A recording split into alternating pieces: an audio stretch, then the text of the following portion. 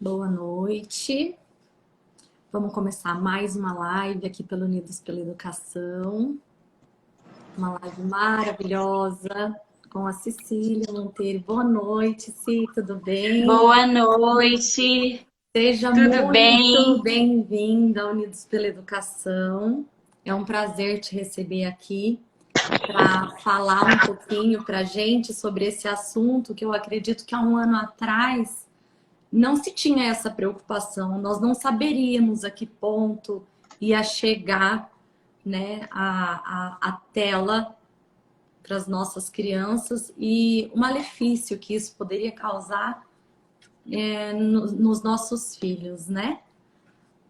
Hoje eu estou aqui como mãe do Rafael Henrique e do Lucas, e eu acredito que você tem muito a agregar para todos nós, pais, que estamos sofrendo com a pandemia. Então, fica à vontade para se apresentar e depois me conta, com a tela no meio do caminho, como que fica a aprendizagem das nossas crianças. Então, primeiramente, boa noite. Muito obrigada pela oportunidade de conversar sobre esse assunto, um assunto tão delicado. E realmente, como você falou, há um ano atrás, nós não tínhamos dimensão do quanto as telas iam invadir, né, a vida das nossas crianças, desde a mais tenra idade, desde os muito pequenininhos, estão invadidos pela tecnologia. Então, o problema é um pouquinho maior, né? Nós discutimos em diversos âmbitos qual é a consequência, quais são as consequências do ensino remoto. Porém, a questão da tela, né, essa tela que está aí no meio do caminho entre o professor e a criança, é muito realmente complexo e necessário com que nós conversemos sobre esse assunto, né? Então, Isso. eu tenho me aprofundado bastante nesse assunto, estudado bastante sobre esse assunto, devido realmente à gravidade do problema, né? A um nível aí mundial, nós podemos dizer, né? Sim. Eu sei que existem recomendações por faixa etária, o tempo de exposição dessa criança de acordo com a faixa etária dessa criança. Exatamente. Acredito que até os 2 aninhos de idade não seja nem recomendado, né? A tela. Sim, a principal orientação, né, as principais informações que eu vou dar aqui para vocês, elas estão no manual da Sociedade Brasileira de Pediatria, tá? Acerca da saúde das crianças na era digital. Esse documento, ele foi editado, né, em um primeiro momento no ano de 2016, e parece até piada, mas ele foi reeditado no final do ano de 2019. Em dezembro de 2019, foi lançada, então, a reedição, né, uma adequação desse documento, que tem como objetivo orientar os pais, educadores e professores quanto a como utilizar a tela, em qual faixa etária eu posso utilizar e por quanto tempo e de que forma. Então, muito pertinho ali da explosão da pandemia, eles lançaram esse documento. É E que parece, antes mesmo da pandemia já vinha tendo um aumento em relação às telas, naturalmente, né? Pela, sim, pela evolução da e isso nós podemos. tecnologia. Exatamente. Na verdade, isso a gente pode explicar até por um aspecto histórico, porque assim, até o ano de 2009, a gente tinha a geração que a gente chama de milênios. E os sociólogos dividem assim para que haja uma compreensão mais didática. A partir do ano de 2010, com o boom do iPad, a gente tem a geração Glass, né? A geração das telas. Então, são crianças que nasceram, então as nossas crianças que estão aí, são crianças que estão na escola, que é a nossa maior preocupação, que nasceram já inseridas em um contexto das telas. Então, a tela é quase que uma continuação do corpinho deles, né? A facilidade que eles têm com o touchscreen, né? A facilidade que eles têm com esse tipo de tecnologia, realmente é um marco até histórico, e também porque nós tivemos uma alteração dessa geração. O primeiro fator bem preocupante que a gente vê com essa geração é que os estudos clínicos têm trazido como resultado que as crianças dessa geração, devido à grande influência que eles sofrem da tela, a geração inglês, eles estão com o seu quociente de inteligência, a quantificação da sua inteligência mais baixa que o dos pais. Então, esse já é um fator que leva a gente a se preocupar. Então, se eu já tenho uma geração que eu preciso fazer de tudo para diminuir o uso das telas, eu coloco ele para estudar diante de uma tela. Eu tiro ele da escola, que é o ambiente que ele está livre dessas tecnologias, né? Que a gente ainda consegue deixá-lo somente com as atividades manuais, nas relações interpessoais e se desenvolver por aí. E eu tiro ele desse ambiente seguro, saudável de aprendizagem e peço para ele, olha, agora fica 3, 4 horas olhando para uma tela. Então, a primeira gravidade do problema está aí. Tá? Imagino. E até por conta de que a criança que fica exposta, ela não fica só naquele momento de aula, né? Eles gostam de jogar. Então, e fora isso, é o desenho, hoje ainda mais presente na vida das crianças, eu acho que em uma idade um pouco menor, eu acho que eles se anteciparam ao Instagram, ao Facebook, ao TikTok. Então, essa exposição, ela não vem só, pelo menos na minha idade, era jogo de videogame. Eu ficava ali na TV, mas brincando num videogame. Acabou, acabou. O desenho não tinha a TV que só passa desenho, né? O desenho era no horário de desenho na TV convencional. Então, assim, acredito que isso já era um dos motivos que vinham esse aumento em relação às telas. E agora, as aulas, quantas horas? 4 horas em frente à tela só com as aulas. E aí tem gente que pode dizer assim, mas tem um professor do outro lado. Mas tem uma tela no meio do caminho. Exato. Então, por mais que o professor esteja ali, fazendo o melhor dele, se dedicando ao máximo a trazer a atenção daquelas crianças, ela está recebendo um hiperestímulo, porque o recurso didático do professor passou a ser o vídeo. Os vídeos, as animações. Então, ela está ali sendo hiperestimulada. Quando ela sai da tela, ela está agitada. Ou ele está com um cansaço e um desânimo muito grande devido à alta exposição. E aí, o que as famílias tinham, a maioria, como rotina? Olha, você vai para a escola, depois da sua tarefa, você pode utilizar o eletrônico. Você pode utilizar o seu iPad, o seu celular, o seu videogame. Porque era com o intuito recreativo. Apesar de saber que algumas famílias, exageravam na quantidade de horas. Então, agora a criança fica 3, 4 horas na tela e ela não está aprendendo por um interlocutor direto. A interface dela é a tela, por mais que seja o professor que está ali.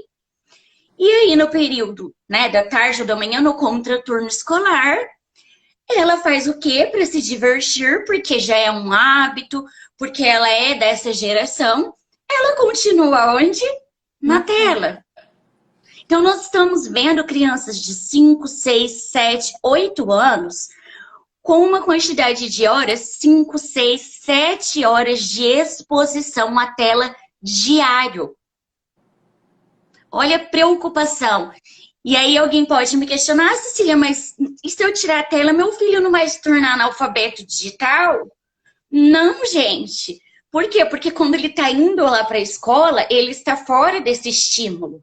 E aí, quando eu chego em casa e a criança está dentro da rotina escolar, ela está ali com as atividades extracurriculares, A vida da criança é norteada pela escola. Então, se eu tiro ela desse ambiente, realmente, ela vai ficar com um tempo ocioso em excesso. E aí, os pais precisam trabalhar. Os pais, a maioria, estão em home office. Né? Como você está numa reunião e o seu filho está ali, mãe, pai. Então, o que você faz? Eu vou ligar o iPad. Por quê? Porque na minha reunião eu não posso ser atrapalhado, eu estou trabalhando. Então, é perfeitamente justificável que os pais estejam recorrendo. Né? Mas aí é o que eu falo, é a emergência do problema, de voltar as crianças para a escola, que é o lugar em que eles estão assistidos por profissionais, que eles estão sendo alfabetizados, letrados, que eles estão em contato com culturas de qualidade. Né? Então E não é como até um você mesma preciosismo. disse, embora os professores estejam tentando se adaptar a tudo isso, a tela não pode substituir a aula presencial. E não é nem pela qualidade de ensino. Os professores conseguem se habituar a fazer dessa forma, mas é muito mais importante intelectualmente para as crianças que elas estejam longe das telas, né? Exatamente. Por exemplo, né, qual que é a recomendação pela Sociedade Brasileira de Pediatria em relação ao uso de telas? Antes dos 2 anos, não é recomendado que a criança tenha acesso às telas. E aí nós estamos vendo as escolas, dentro da sua preocupação em manter esse vínculo com os alunos e tendo como único recurso a tela, né? Tendo como único recurso a internet, fazendo lives para crianças de 1 ano e pouco, né? Então, assim, não crucifico escola nenhuma, porque é o único meio. Mas veja, a criança, com menos de 2 anos, o bebê, ele é o período em que ele mais faz o que a gente chama de sinapses cerebrais, que é a conexão entre os nossos neurônios. Então, a gente nasce com todos os nossos neurônios ali prontinhos. Sim. Mas as nossas conexões, elas só vão acontecer por meio do desenvolvimento e da aprendizagem, certo? E para isso, a criança precisa de um estímulo, de uma mediação direta. Ela precisa da relação do brinquedo com o outro amigo, com o outro professor, com os pais, né, com a família. Quando eu coloco a criança diante de uma tela, ela vai ter sempre o mesmo estímulo. Então, ela vai fazer sempre, né, vai acessar sempre o mesmo tipo, as mesmas conexões, as mesmas sinapses que ela já fez.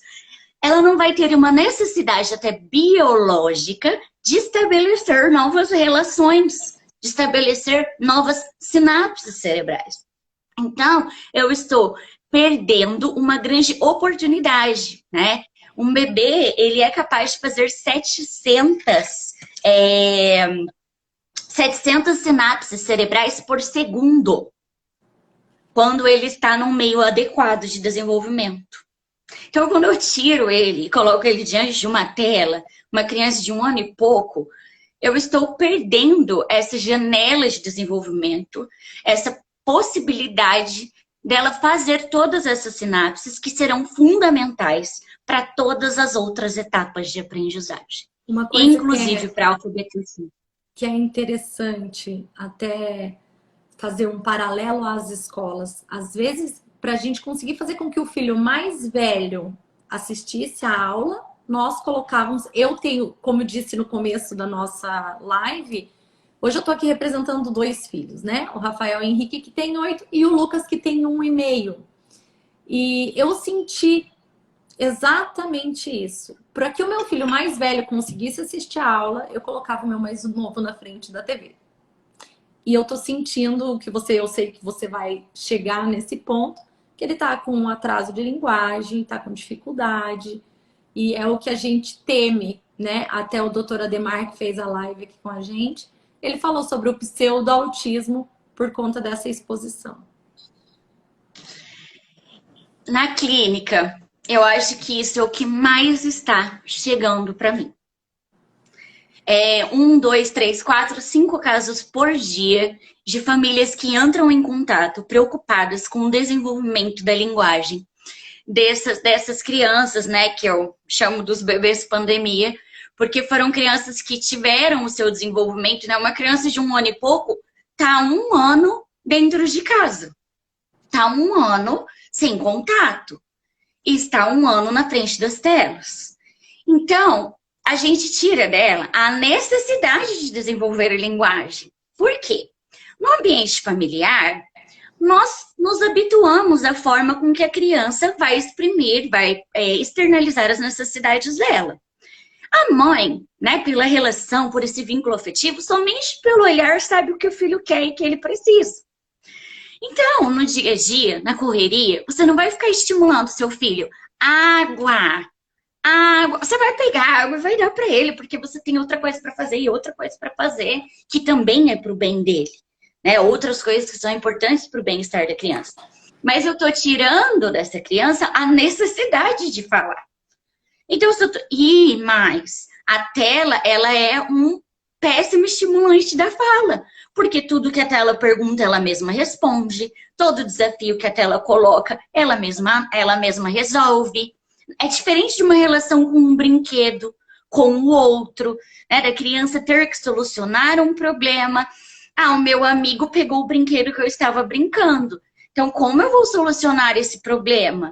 Né? E aí eu não tenho esse mediador, que é o educador, que é o professor ali, sabendo a maneira correta de lidar com cada uma dessas situações. Porque é por isso que eu mando meu filho para a escola. Porque ali eu tenho certeza que alguém vai mediar essas relações, né? E aí ele vai sentir necessidade cada vez mais de falar, porque a escola vai trazer os desafios que eu preciso para desenvolver a oralidade. Agora, se eu estou dentro da minha casa, a minha mamãe teve que ligar a TV, porque o meu irmão precisa de silêncio porque ele está em fase de alfabetização. A minha mãe está em home office. Por que eu vou falar? Se o tempo todo falam para mim, tem que ficar quietinho, seu irmão está em aula. Tem que ficar quietinho. Ou seja, está toda hora falando para mim que não é para eu falar. Eu não vou falar mesmo. Né? Eu estou seguindo o seu estímulo. Eu tô rindo a sua de mediação. desespero. O desespero. Eu tô rindo porque eu realmente a gente se encontra nessa situação. Acredito que não seja só eu. Mas é desesperadora. Esse riso realmente é de desespero, porque essa situação do filho agora, ó, colocar a TV baixinha para a criança ficar ali. Para ela ter que prestar muita atenção, que é para ela realmente ficar quietinho, que o outro tá em aula. E o outro realmente, ele precisa ouvir o que a professora está falando. Às vezes ele é uma criança que demora mais para escrever, então ele já precisa duplicar a atenção, porque a professora, quando ela está lá no vídeo, o time dela em relação às crianças é outro. Ela não consegue ter essa visão geral da turma, esperar um tempinho a mais. Então aí muitas crianças estão se desesperando na frente da tela, às vezes pelo fato da escrita. E aí elas estão gerando, né, um fator de negação. Eu não gosto de escrever, eu não gosto de estudar, eu não quero mais isso. Fora as que estão, quando a mãe fala é hora da aula, eu começo a chorar e ter esse pânico. Por quê? Porque eu não consigo, mamãe. Né? Eu não consigo copiar no tempo que a professora está dizendo que é para eu copiar. O meu irmão fica me chamando. Eu quero jogar videogame, porque o videogame está na minha frente. E é mais legal, porque o videogame é um hiperestímulo. Né? Então, assim, é realmente um pouco para a gente dar a sequência. Então, nessas crianças de 0 a 2 anos, teria que ter 0 exposição. Segundo a orientação da Sociedade Brasileira de Pediatria, sim.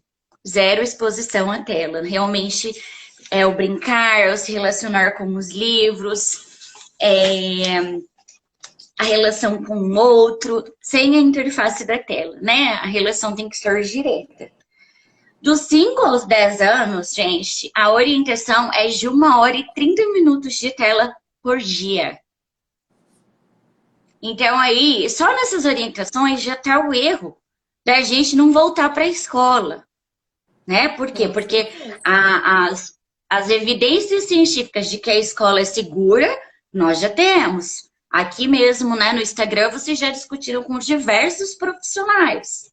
Sim. Está provado por A mais B, cientificamente. E aí, se a gente pega a orientação, nós estamos indo contra a orientação de um grupo de médicos especialistas em crianças que estão dizendo, olha, o período ideal para o seu filho ficar na tela é 1 hora e 30 minutos. Seu filho está ficando 4.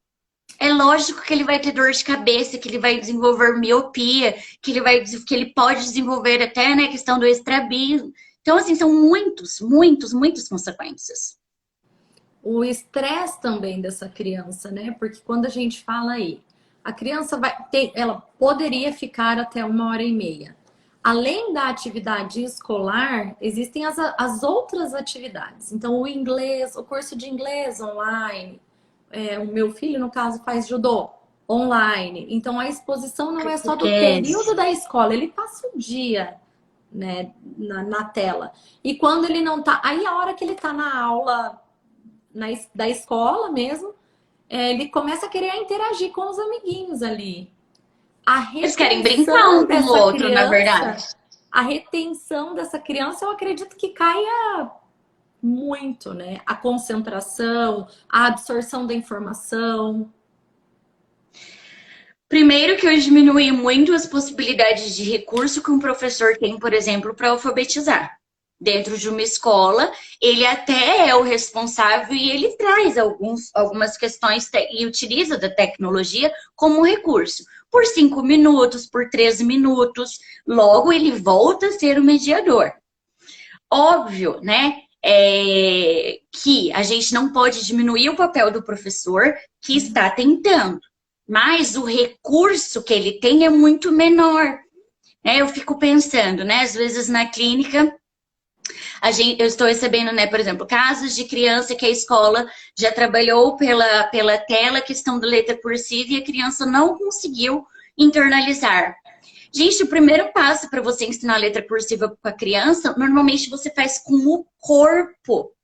Você vai fazer um trabalho com o corpo, da consciência corporal, nessas linhas que antes eram tão retinhas, agora ficaram curvas. A gente brinca com a corda, a gente brinca com o próprio corpo.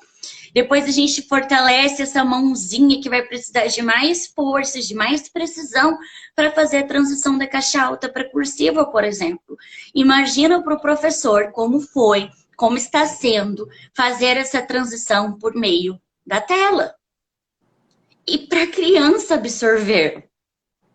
Então, assim, às vezes algumas mães, né, me ligam. Cecília, eu tô desesperada, meu filho não consegue aprender a letra cursiva.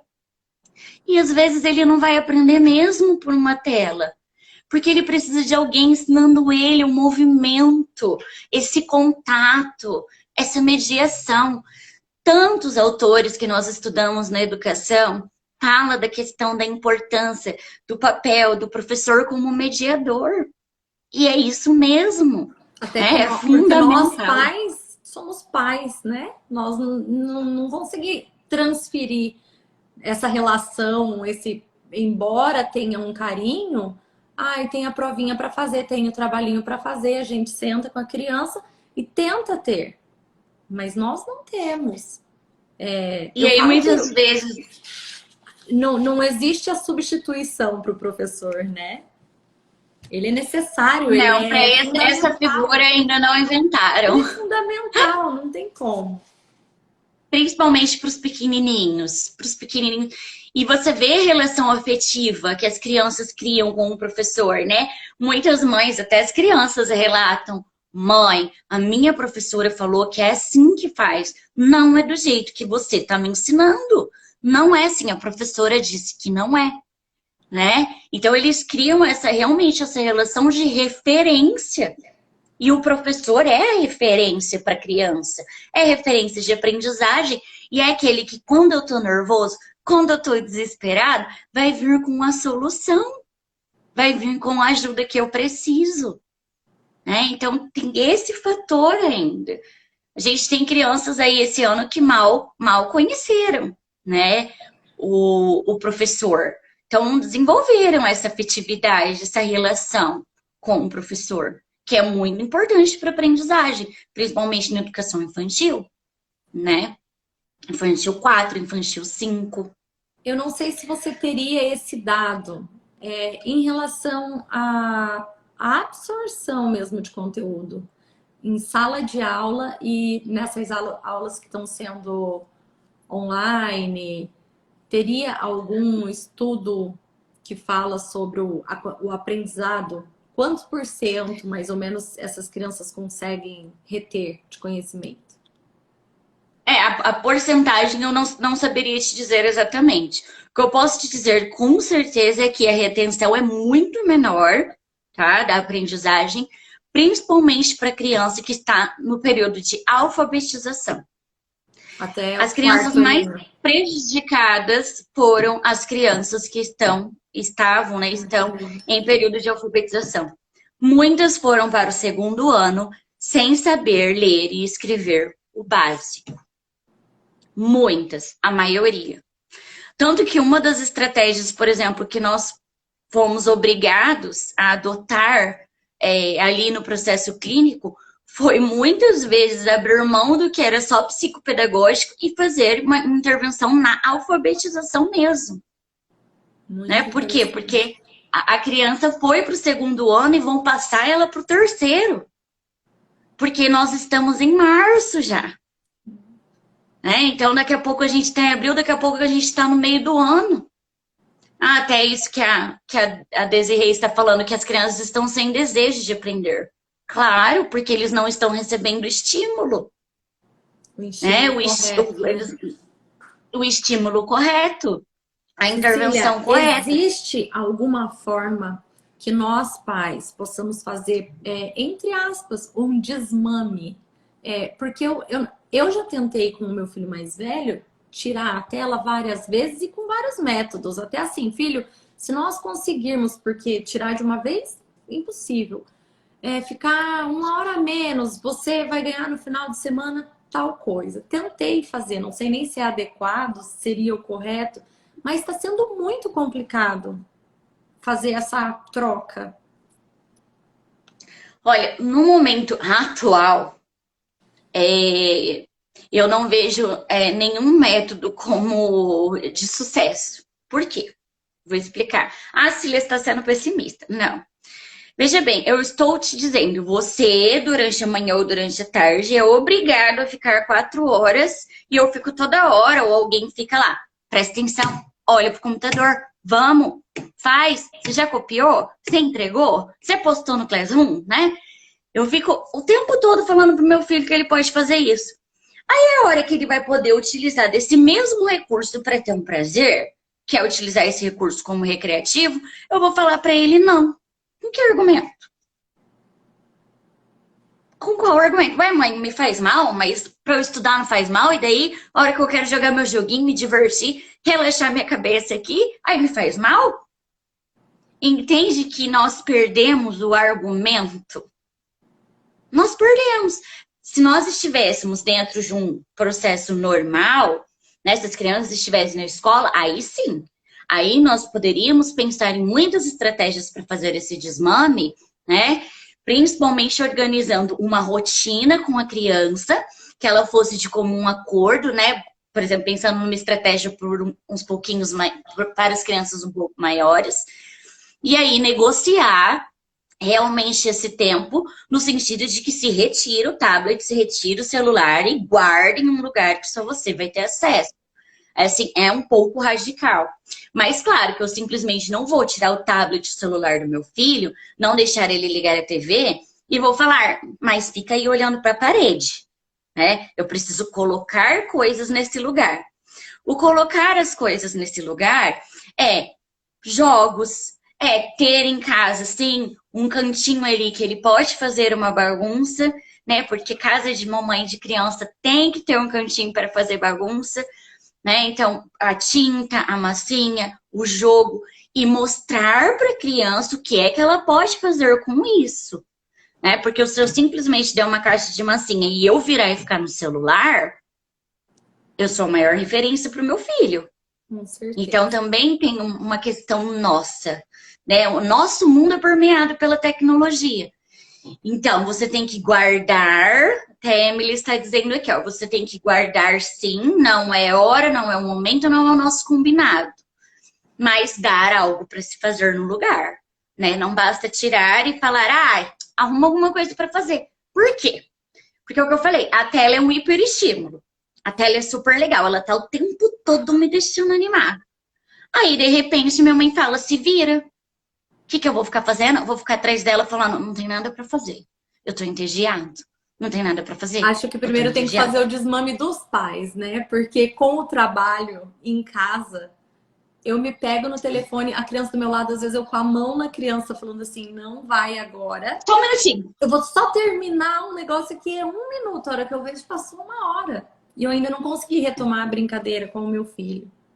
Então eu acho que a gente tem que começar a ter essa consciência de que deu o seu horário de trabalho, embora fique trabalho para trás, porque fica. Senão, nós vamos começar a trabalhar 24 horas. Vai acordar de madrugada para tomar uma água, você vai olhar o celular e responder alguma coisa. Mas a gente poderia estar considerando isso com os nossos filhos, talvez, né? O processo tem que vir do adulto. Tem que vir do adulto. Então, assim, no começo, né, se você vai tirar, tente ali essa 1 hora, vamos dizer, né, que vocês vão ficar totalmente sem, ficar todo mundo sem. Então, tente estabelecer na sua rotina que horas que vai dar certo. Eu sei, gente, eu não idealizo, é muito difícil. Mas tente estabelecer essa 1 hora. Vamos dar um nome para essa 1 hora? Vai ser a hora da receita da família, do jogo da família, a hora da família, né? Vai ser, qual vai ser esse momento? Paternal também tem se perdido, né? Então é saudável que a família pegue essa hora para fazer uma interação junto com as crianças. É fundamental. Então, é fundamental. Então, assim, se eu consigo meia hora por dia. Mas tá bom, vamos fazer essa meia hora ser da máxima qualidade possível. Por quê? Porque daí, se eu vou fazendo isso no começo junto com a criança, ela vai percebendo que aqueles brinquedos, aqueles jogos, aquela massinha é estímulo para ela também. E assim, tentar deixar isso meio que à disposição, tá? Porque se eu guardo massinha, porque eu tenho medo que vai manchar minha casa, nananã, aí eu estou também tirando da criança qualquer possibilidade que ela tenha interna de tomar a atitude de ir lá e brincar com a massinha e parar de prestar atenção na televisão. E aí, delicadamente, você vai lá e desliga, porque ela tá brincando com aquilo. Mas eu preciso mostrar para ela que existem outros estímulos, deixar à disposição. Pode ser num armarinho pequenininho, no quarto dela, alguma coisa que esteja à altura dela. Aí você pode deixar em cestinhos, numa bandejinha, possibilidades do que ela fazer. Porque se a minha casa fica tudo guardado, encaixotado, fechado, eu também não estou dando mais nenhuma possibilidade de estímulo para a criança que não seja a tela. Claro que a tela faz menos bagunça, a tela me dá menos trabalho, a tela não suja meu sofá de massinha, né? Mas tentar estabelecer, por exemplo, junto com essa bandeja, com essas opções do que a criança fazer, coloca um plástico, um tapetinho, e ensina ela nessa meia hora que você vai tirar no começo, que é até nas escolas montessorianas acontece dessa forma. Tem um balde com vários tapetinhos, e quando a criança vai fazer a atividade, até para delimitar o meu espaço e respeitar o do outro, elas precisam utilizar o espaço daquele tapetinho. Então, você pode utilizar essa técnica na sua casa. Ó, a massinha você vai brincar nesse tapetinho, nesse pedaço de plástico, sei lá eu, que você tiver aí na sua casa. Então, toda vez que você for brincar de tintas, de massinha, você vai utilizar isso daqui, né? Então, é uma forma, por exemplo, é uma estratégia para eu preservar minha casa também. Com certeza, e é muito interessante porque a gente vai aprendendo como às vezes nós somos egoístas, né? A gente quer um ambiente em silêncio, porque para nós o silêncio é importante para o trabalho. Uma casa organizada, porque se tiver a massinha grudada ou se tiver a tinta, te dá mais trabalho para tirar. E daí a gente quer que o nosso filho não fique em tela e que ele tenha uma retenção e um aproveitamento, né? Então, acredito que, primeiro de tudo, mais uma vez assim, nós agradecendo aos profissionais, aos professores que têm essa dinâmica, que têm essa tranquilidade e sempre estiveram apoiando. Às vezes eu comento que quando a gente fala sobre a educação como atividade essencial, existe uma má interpretação. Algumas pessoas estão achando que a gente quer que as aulas retomem imediatamente a qualquer custo. E não é assim. O nosso grupo, a ideia do nosso grupo é que seja sim com segurança, que seja de forma adequada, com os equipamentos adequados, mas esses professores, eles precisam compreender como vocês, professores que estão vendo e que vão assistir essa live, são importantes para as nossas crianças. Como são importantes. Por isso e por muito mais, né? Olha, eu fico até emocionada, né, de te ouvir falar, porque realmente o que nós estamos enfrentando, eu peço até desculpas, mas o que nós Imagina. estamos vendo, essas crianças perdendo completamente a vontade delas de aprender, desmotivadas, né? As mães me mandam áudio, Cecília, eu não sei o que fazer. O meu filho não quer sair do sofá nem para comer bolo de chocolate, né? Assim, fazendo uma analogia a uma coisa que criança gosta muito. Muito. Por favor, me ajuda, eu tô aqui trabalhando, eu tô atolada de trabalho, o meu rendimento caiu. Então, assim, aí mais uma vez entra, mas e se tivesse na escola? Né? Esse home office não tava mais fácil? Com Né? certeza. Todas essas questões que vocês, como pais, estão vivendo, não estava mais tranquilo, porque a escola organiza a rotina da criança. A vida das famílias é organizada pela escola. Ai, é junho. Ai, eu tenho que ver se eu posso marcar com você, porque tem a festa junina do Dudu, do Felipe, né? Das crianças. Por quê? Porque a gente se organiza por isso. Né? Nós Com estamos ali certeza. à mercê, nós estamos disponíveis para a escola. Né? Quantas mães são tão carinhosas com as professoras, criam vínculos tão importantes, porque sabem que elas estão ali numa grande parte do dia como responsável pela formação do caráter do seu filho. Com Né? certeza. E até. Então, assim, é por isso que nós defendemos a volta às aulas. Não é porque nós somos irresponsáveis, nós não vemos os números da pandemia, nós não sabemos que os leitos estão que as cidades estão sem leitos. Não, é porque nós estamos verificando os estudos científicos, nós estamos estudando, nós estamos conversando e nós estamos, sobretudo, nos responsabilizando pelo processo. Porque eu não vou ter uma criança com Covid, mas eu vou ter uma criança com depressão, uma criança que está se cortando, uma criança que não é estimulada por mais nada. Nada faz o olho do meu filho brilhar. Quantas vezes eu ouvi isso de março do ano passado para cá? Não foi uma, não foi duas. Atualmente nós atendemos 27 famílias. Nós estamos em carga máxima. Exatamente porque quando alguma mãe chega para mim com esse tipo de relato, tudo que a gente quer é tentar falar, deixa eu ver como que eu consigo te ajudar. Mas na clínica, por exemplo, nós somos apoio à escola. Nós também não fazemos papel de escola. O papel da escola é muito maior do que o nosso. O nosso é um apoio, é um adendo, é um estímulo a mais. Nós trabalhamos em conjunto com a escola, né? O psicopedagogo, né? O processo clínico.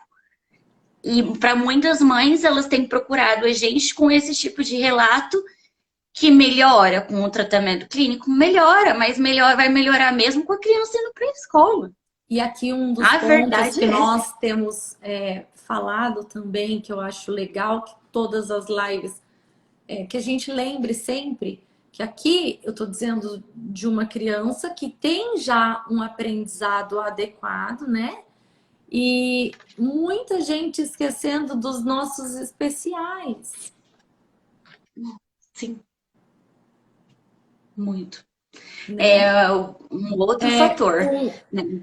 O meu filho mais velho, ele regrediu em muitas coisas, o que para mim já era um sofrimento.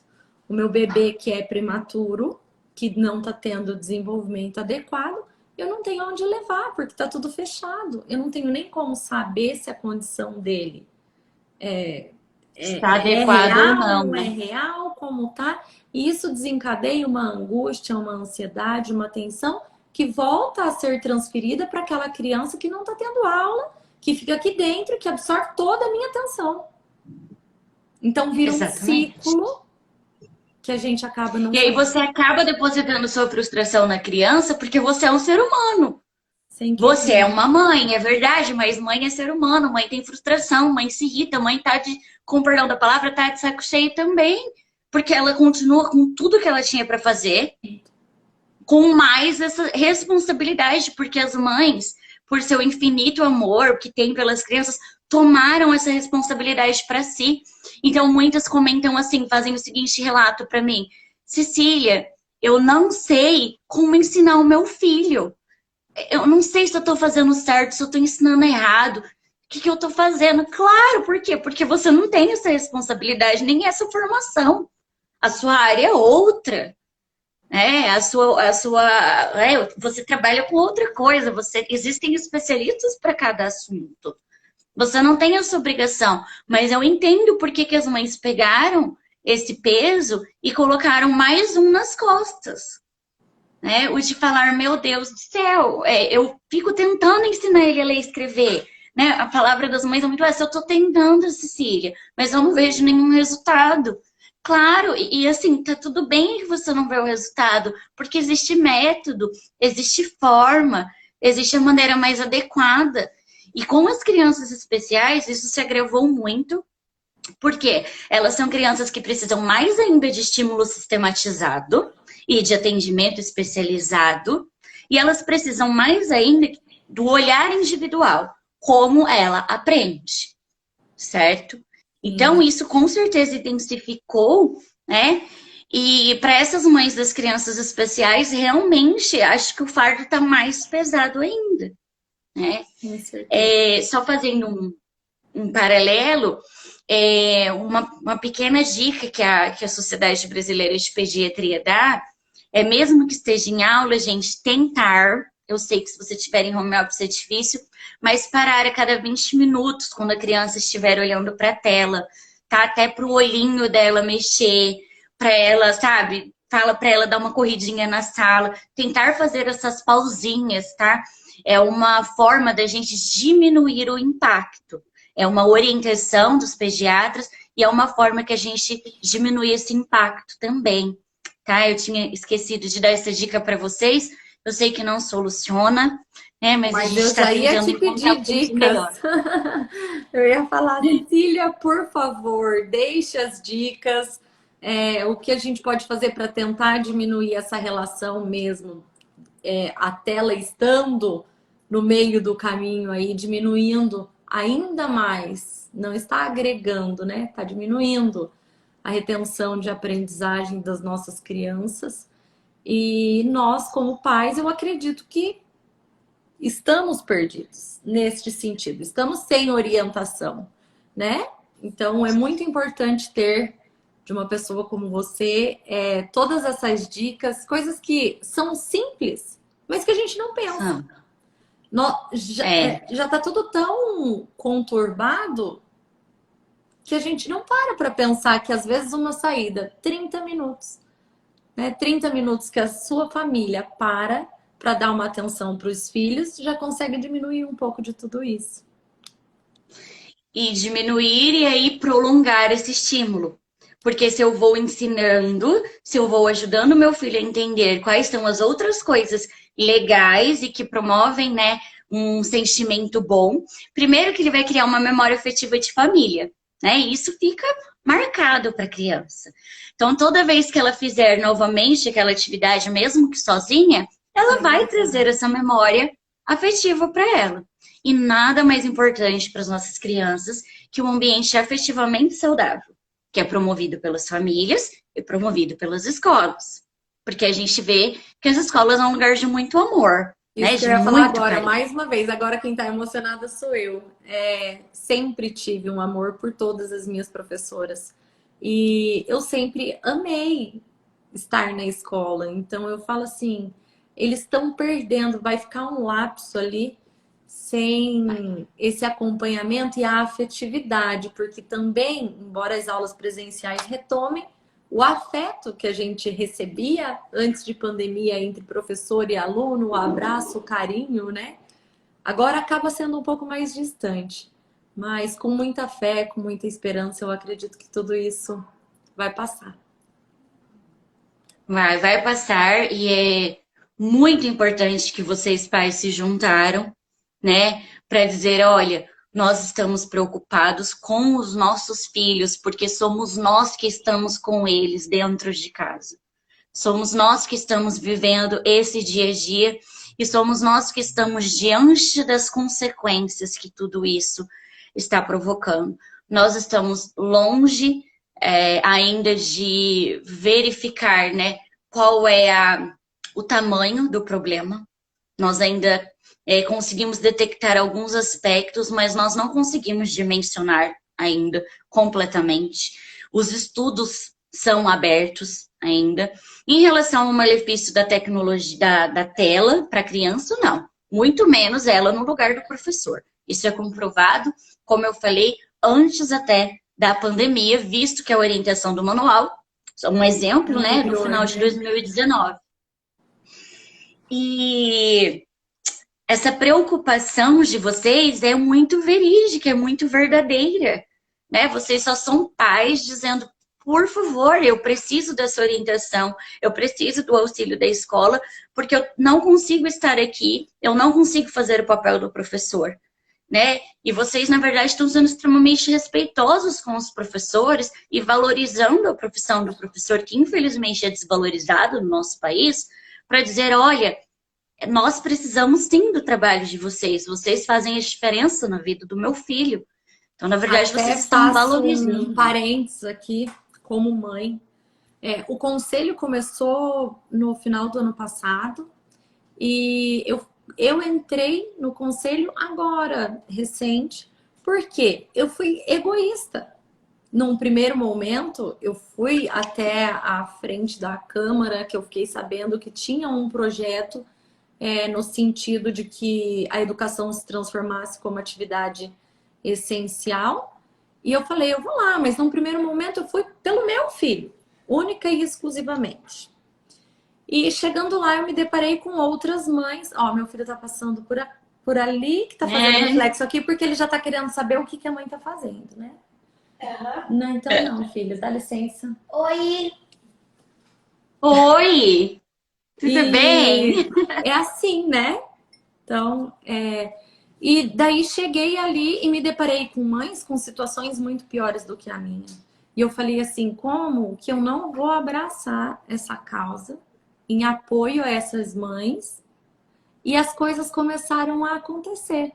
A gente vai recebendo a ligação de uma pessoa, a declaração de uma pessoa, médicos que, ai, Jo, eu vi que você está fazendo parte, se precisar de alguma coisa, eu tô aqui, traz artigo científico. Aí você começa a se envolver e ver que nós não sabemos ainda os impactos negativos.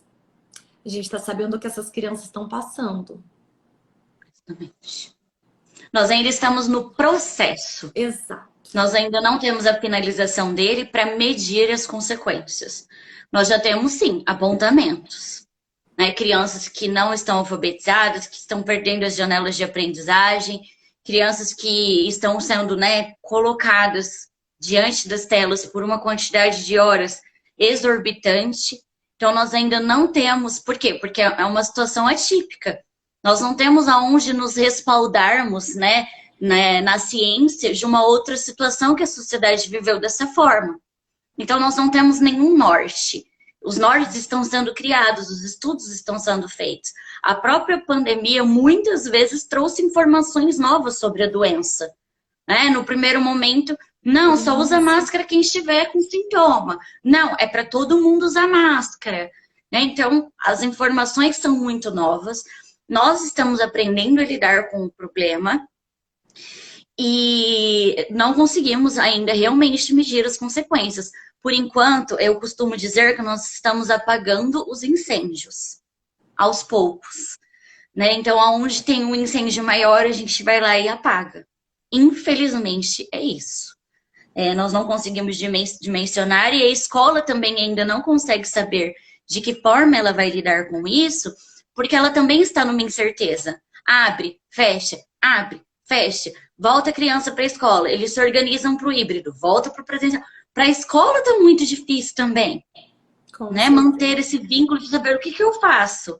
Eu vou nivelar, vamos ver quem que vai... Vamos ter que dividir em duas turmas, uma que deu mais conta pela tela, outra que deu menos. Qual a estratégia? A escola ainda não pode fazer isso, porque nós estamos no processo. É somente no fim dele que nós vamos conseguir dimensionar o problema. Mas o que eu posso afirmar é que o problema não é pequeno. O problema é de muita preocupação. E que bom que nós estamos com um canal de diálogo aberto. Porque é só nos apoiando que nós vamos conseguir passar por isso. É só dessa forma. É compartilhando conhecimento, né? Olha o que eu sei, posso te ajudar, você me fala uma coisa que você sabe que tá dando certo.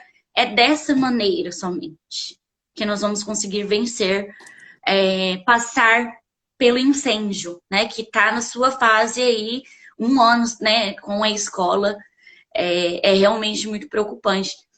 E assim, nós ainda estamos falando aqui, né? Vendo as mamães comentarem, de muitas crianças que ainda estão tendo algum respaldo. Porque nós temos aquelas que estão tendo nenhum, que realmente foram tiradas totalmente do vínculo escolar. Por quê? Porque os pais não dão conta mesmo. As crianças que não estão tendo nenhuma relação com o professor, que não estão perderam completamente seu elo com a escola. Retomar isso não vai ser tão simples. Não é assim, oba, amanhã tem aula, faz 1 ano e meio que você não vai para a escola, veste seu uniforme e vamos lá feliz. Independente, com autonomia. A gente sabe que todo dia é um processo quando está em aula. Né? Um processo de manter meu filho animado, estimulado, exige de mim. E essas crianças que foram completamente tiradas? Como vai ser a volta delas para a escola? Infelizmente, eu não sei responder essa pergunta. Né? Por mais que eu estude, que eu leia muito, que eu esteja tentando me respaldar cientificamente sobre o assunto, todos os manuais que têm saído, eu não consigo responder essa pergunta. Realmente, como disse uma mãe aqui agora, dá medo. Essa insegurança, ela traz medo, porque realmente a gente está passando pelo processo, né? Mas, como eu disse agora há pouco, nosso tempo já está quase acabando. É permanecer na fé, tentar usar dessas artimanhas, como você disse aqui durante a live, para tentar diminuir o impacto futuro de tudo isso que nós estamos vivenciando, né? Cecília, quero agradecer, criar, né, agradecer muito a sua colaboração com Unidos pela Educação Maringá, a sua disponibilidade, o seu conteúdo. E vou abrir para você fazer as considerações finais, porque nosso tempo está quase no limite.